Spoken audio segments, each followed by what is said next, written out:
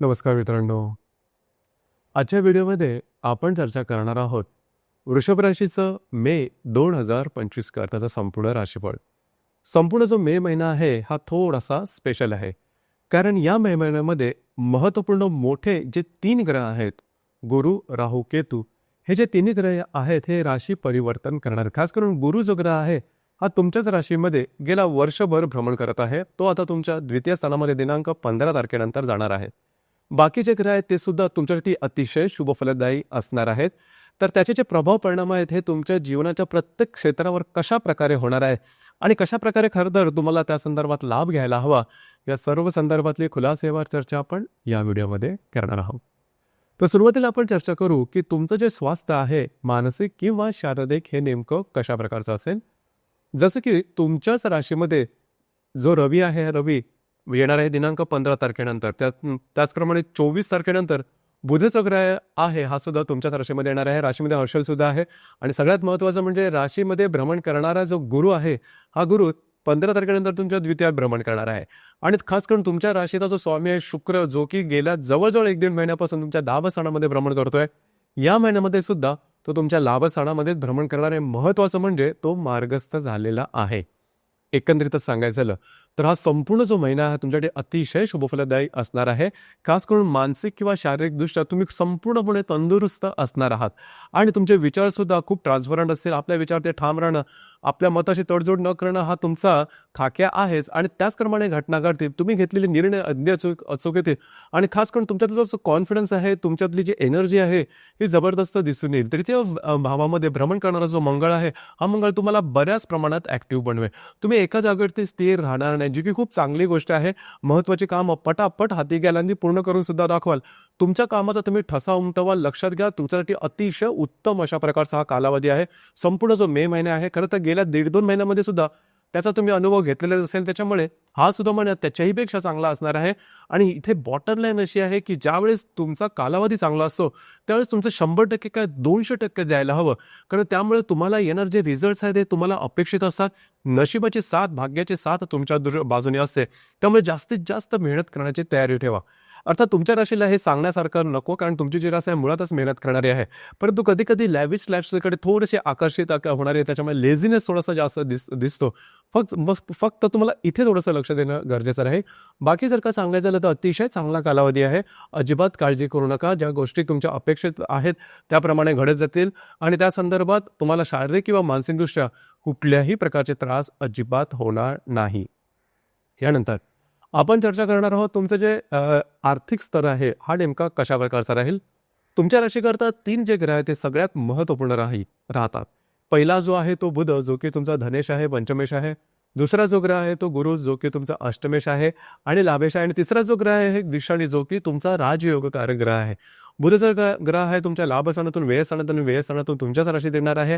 त्यानंतर गुरु जो ग्रह तुमच्याच राशीमध्ये भ्रमण करतोय, 15 तारखेनंतर तुमच्या लाभस्थानात जाणार आहे, द्वितीय स्थानात जाणार आहे धनस्थानामध्ये.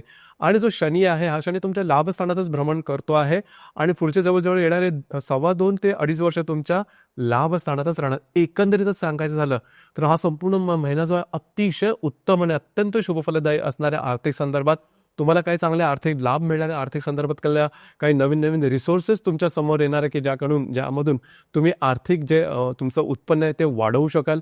आर्थिक संदर्भात नवीन इन्व्हेस्टमेंट येतील, जे की भविष्यकालीन योजनेसाठी तुमच्यासाठी अतिशय उत्तम असणार आहे. म्हणजे हा संपूर्ण महिना तुमच्यासाठी फारच चांगला आहे, आर्थिक, मानसिक, शारीरिक सर्व दृष्टीने. जर तुम्ही शेअर मार्केटमध्ये ट्रेड करत असाल तर अतिशय उत्तम असे लाभ तुम्हाला मिळतात. फक्त इथे एकच गोष्ट आहे की थोडीशी लॉंग टर्ममध्ये जर का तुम्ही इन्व्हेस्टमेंट केली तर तुम्हाला उपयोगी ठरेल. कारण खास करून या महिन्याच्या जवळजवळ 26-27 तारखेनंतरचा जो कालावधी आहे त्याच्यामुळे तुम्हाला इन्व्हेस्टमेंट किंवा त्याचे जे आउटपुट आहेत हे तुम्हाला येत आहेत असं निश्चित जाणवेल. त्यामुळे आर्थिक संदर्भात अजिबात काळजी करू नका. संपूर्ण महिना तुमच्याकडे अतिशय उत्तम असणार आहे. गृहसौख्याबद्दल सांगायचं झालं तर खास करून तुमच्या राशीचा जो पंचमेश आहे रवी, जो की तुमच्या व्ययात भ्रमण करतोय 15 तारखेनंतर तुमच्याच राशीमध्ये येणार आहे. काळजी करू नका. घरातल्या व्यक्तींबरोबरचे नातेसंबंध अतिशय उत्तम राहतील. घरातल्या व्यक्तींबरोबर कुठे बाहेर फिरला जाण्याचा योग संबंध तुमच्या दोघांमध्ये म्युच्युअल अंडरस्टँडिंग खूप चांगली राहील. याचप्रमाणे घरामध्ये काही नवीन चीज वस्तू सुद्धा येऊ शकेल. त्याचप्रमाणे वास्तूच्या संदर्भातला जर का तुम्हाला महत्त्वपूर्ण काही कामं करायची असेल, नवीन वास्तू घेणं, असलेली वास्तू विकणं, वास्तूमध्ये रिनोव्हेट करणं किंवा कुठल्याही प्रकारचे रेमेडी करायचे असेल तर हा संपूर्ण महिना हा तुमच्यासाठी अतिशय शुभफलदायी असाच असणार आहे. लव्ह लाईफबद्दल सांगायचं झालं तर लव्ह लाईफमध्ये थोडेसे उतार चढाव या महिन्यामध्ये दिसू शकतील. खास करून या महिन्याच्या 7-8 तारखेपासून ते जवळजवळ 25-26 तारखेपर्यंत जर तुम्ही कोणाच्या रिलेशनशिपमध्ये असाल तर त्या दरम्यान थोडंसं गोष्टी चुकीच्या होतात की काय किंवा वर खाली होतात की काय असं काय झालं, पण तो काळजी करू नका. त्याचा फार मोठा इम्पॅक्ट काही तुमच्या रिलेशनशिपवरती होणार नाही. त्याच्यामुळे तशी काय काळजी करू नका. तू मैमेवाल्या गोष्टी ज्या असतात या थोड्याफार जाणवतील. अर्थात त्या तात्पुरत्या असेल, त्याच्यामुळे तुमच्या जे रिलेशनशिप आहे त्याच्यावर त्याचा दूरगामी परिणाम होणार नाही. याचप्रमाणे जो विद्यार्थी वर्ग आहे त्याच्यासाठी हा संपूर्ण महिना चांगला राहील, उत्तम राहील, काळजी करू नका. आणि ज्या गर्भवती महिला आहेत वृषभ राशीच्या, त्यांना सुद्धा फारशी काय काळजी करण्याची आवश्यकता नाही. हा संपूर्ण महिना हा तुमच्यासाठी उपयुक्त असा असणार आहे. काय फार मोठे प्रॉब्लेम तुम्हाला येणार नाही. याचप्रमाणे वैवाहिक जीवनाबद्दल सांगायचं झालं तर तुमच्या राशीकरता म्हणजे वृषभ राशीकरता सगळ्यात महत्त्वपूर्ण ग्रह वैवाहिक जीवनासाठी तो म्हणजे मंगळ, जो की तुमच्या तृतीय स्थानामध्ये भ्रमण करतोय. लक्षात घ्या, अतिशय उत्तम प्रकारचा हा योग आहे. खास करून वैवाहिक जोडीदाराबरोबर बाहेर फिरायला जाणं, त्यांच्यावर उत्तम कालावधी घालवणं, अशा प्रकारचे काही चांगले अनुभव तुम्हाला निश्चित येतील. तुमच्यामध्ये आणि त्यांच्यामध्ये जो रॅपर जे इंटरॅक्शन आहे ते खूप चांगल्या प्रकारचं दिसून येईल. दोघांचे जे नातेसंबंध ते अतिशय उत्कृष्ट दिसून येतील. खास करून तुमच्या राशीत भ्रमण करणारा गुरु आणि 15 तारखेनंतर द्वितीय जाणारा गुरु हा तुमच्यासाठी शुभफलदायी राहील. याचप्रमाणे वृषभ राशीच्या ज्या व्यक्ती विवाह सुख आहेत म्हणजे विवाह करण्यास तयार आहेत तर त्यांच्याकरता हा संपूर्ण महिना चांगला राहील. म्हणजे तुमच्या अपेक्षेप्रमाणे स्थळ येणं, प्रत्यक्ष ज्याला आपण एंगेजमेंट म्हणतो, साखरपुडा किंवा प्रत्यक्ष विवाह होणं, अशा प्रकारचे अनुभव तुम्हाला या महिन्यामध्ये निश्चित येऊ शकतील. त्याच्यामुळे तशी काय काळजी करू नका.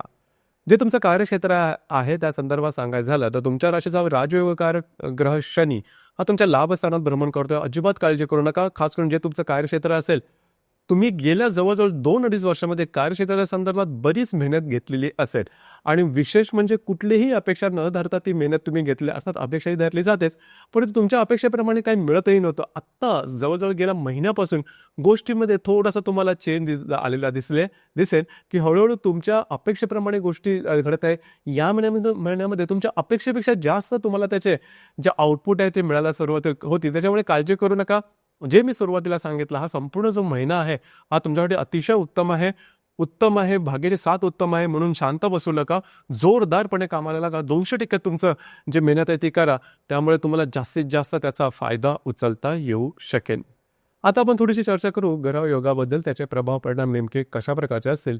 जसं की दिनांक 2 तारखेला शुक्र आणि नेपच्यूनची युती ही तुमच्या लाभस्थानामध्ये होणार आहे.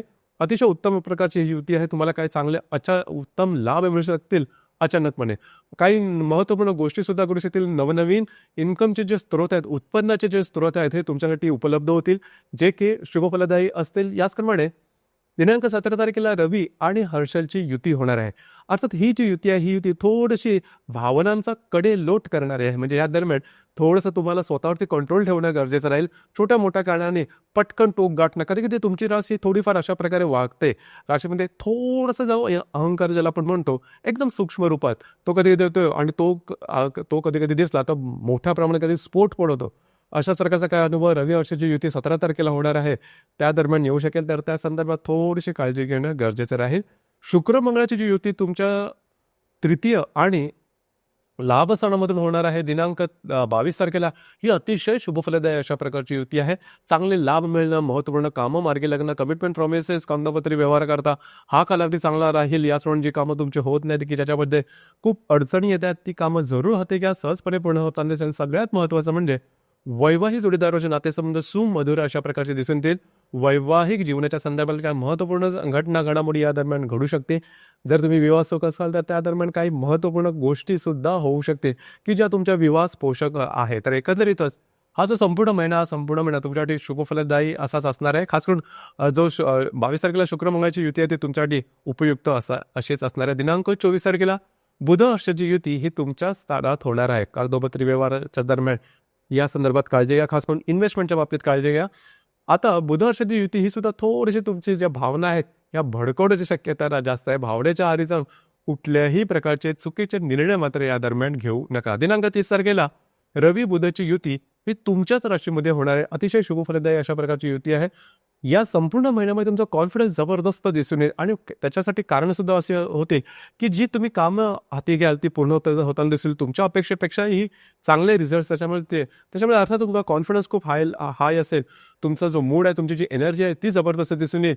30 तारखेला रवी-बुधाची जी युती आहे तीसुद्धा तुम्हाला याकरता उत्तम राहील. खास करून या दरम्यान महत्त्वपूर्ण काही लाभ तुम्हाला मिळू शकतील, महत्त्वपूर्ण इन्व्हेस्टमेंट होऊ शकतील. घरच्यांकरता काही खर्च करावे लागतील, पण ते तुमच्यासाठी उत्तम किंवा उपयुक्त असेच असणार आहे. याचप्रमाणे या महिन्यामध्ये बुद्ध पौर्णिमा आहे ती 12 तारखेला, जी अमावास्या आहे ती आहे 27 तारखेला. अमावास्या आणि पौर्णिमेच्या दरम्यान कुठल्याही प्रकारच्या महत्त्वपूर्ण कामाला सुरुवात करू नका किंवा कमिटमेंट प्रॉमिसेस वादविवाद यापासून लांब राहणं थोडंसं गरजेचं राहील. तर मित्रांनो, हे होतं वृषभ राशीचं मे 2025 करताचं संपूर्ण राशीफळ. धन्यवाद.